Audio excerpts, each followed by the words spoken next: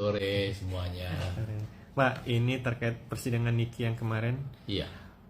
Majelis Hakim atau pihak Pengadilan Negeri Jakarta Selatan akhirnya membatasi para pengunjung atau penonton yang ingin melihat langsung sidang Nikita Mirzani. Ini membuat para pendukung Niki dan juga para pendukung RJ kecewa. Ini termasuk langkah yang tepat Pak dari pihak pengadilan? Ya, menurut saya bila sidang tersebut dinyatakan terbuka untuk umum, bahwa tidak ada wewenang pengadilan membatasi orang sampai meluber sampai ke parkiran pun haknya daripada orang karena terbuka untuk umum. Kalau di dalam ruangan tentu sesuai dengan kapasitas ruangan. Misalkan ruangan tersebut itu 50 orang, ya tidak bisa lah dimasukin 200 orang, pasti akan jadi masalah kan.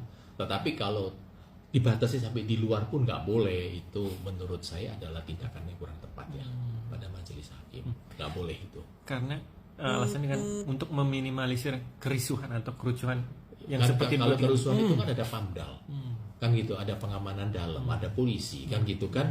Ya bukan tanggung jawab daripada majelis hakim lah. Itu menurut saya sih tidak tepat ya. Batasin. Atau dia nyatakan aja sidang tertutup kalau dia berani kan gitu kan. Pak, dan akhirnya masuklah ke pokok inti persidangan, yaitu dihadirkanlah salah satu staf bank swasta terkenal di Indonesia, dan Niki di situ merasa rekeningnya dia diobrak-abrik, diacak-acak oleh salah satu bank swasta terkenal tersebut dengan nilai uang 10M dipertanyakan di dalam persidangan. Dia merasa itu adalah hasil kerja keras dia selama menjadi juri. Menurut Bapak sebagai praktisi hukum gimana Bapak? Jadi sebagaimana undang-undang perbankan ya, pasal 42 sana sangat jelas kan, demi kepentingan hukum kan. Dalam hal ini maksudnya Bank Indonesia bisa memberikan izin kepada penyidik, baik jaksa, hakim maupun polisi atau KPK kan, tentu dengan tertulis. Jadi izinnya tertulis.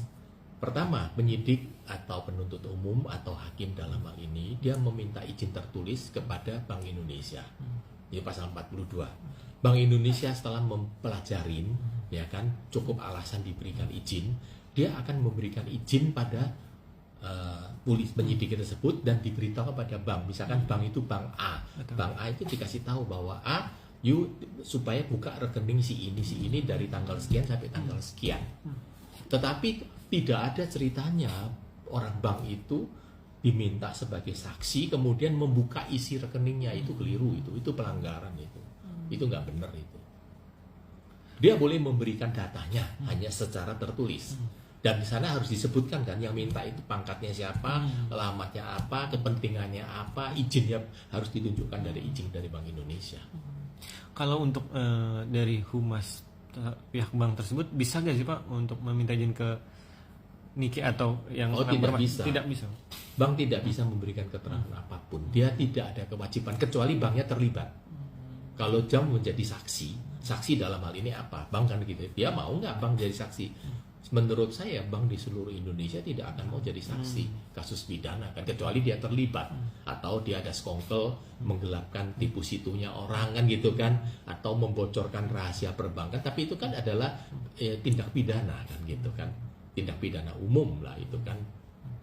Pak, tapi yang dimasalahkan ini, kenapa uang 10M itu dimasalahkan, sedangkan itu adalah hasil kerja keras dari juri? Kenapa tidak pokok permasalahan yang ada transparan 2M dari itu yang membuat dia kecewa dari pihak? Kalau menurut saya yang saya dapat ceritanya begini, yang jelas kan bahwa hakim itu tidak punya wewenang melebar di luar pokok perkara.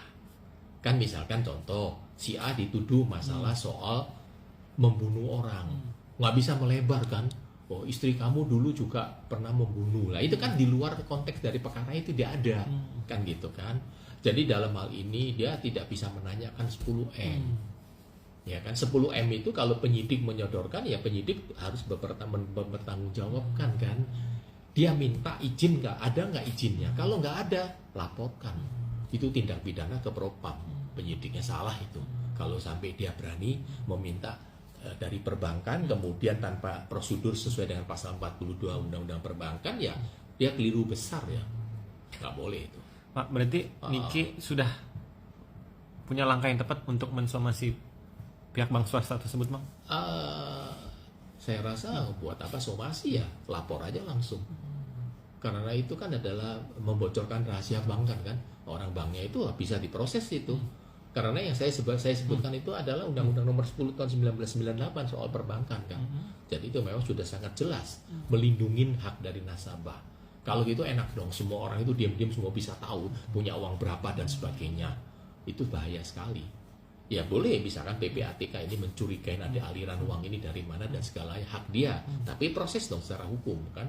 Dalam hal ini banyak orang tidak tahu PPATK itu bukan penegak hukum loh, jangan salah. Jadi banyak orang tidak mengerti PPATK itu tidak punya wewenang apapun.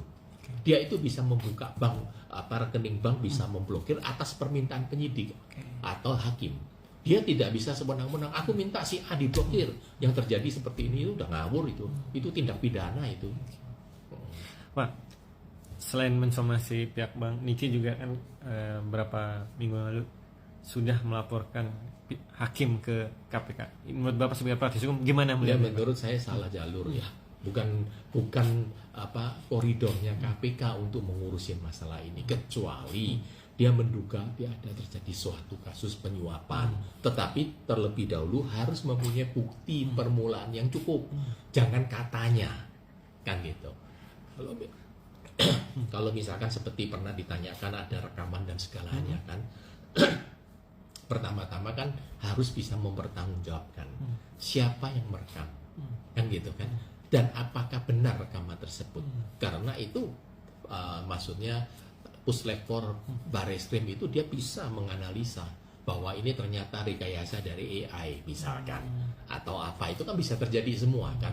Jadi ya kalau yakin dengan pada rekaman itu benar ada bukti-bukti A, B, C, D, silakan proses. Tapi ya dengan konsekuensi kan, kalau ternyata itu adalah rekayasa dari AI atau gunting sulam dan sebagainya kan, akan ketahuan detik per detiknya itu ketahuan.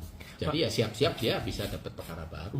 Berarti bisa bilang kalau Niki tidak punya bukti kuat untuk melaporkan hakim ke KPK, bisa jadi itu sebagai blunder ya Bang? Iya, bukan blunder ya, dia bisa dituduh membuat laporan palsu kan. Dia kena lagi kan gitu. Seharusnya jangan lah kan gitu kan. Tapi ya jelas kan dalam mungkin Niki kan pasti kan penasihat hukumnya yang lakukan kan, dia dalam posisi kan ditahan kan.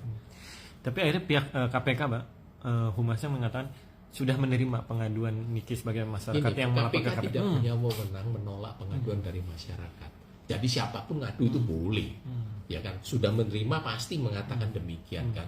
Tapi selanjutnya apakah diproses, apakah cukup unsur diproses, atau bisa masuk ke penyelidikan atau penyidikan, itu kan tergantung dari tim yang menganalisa.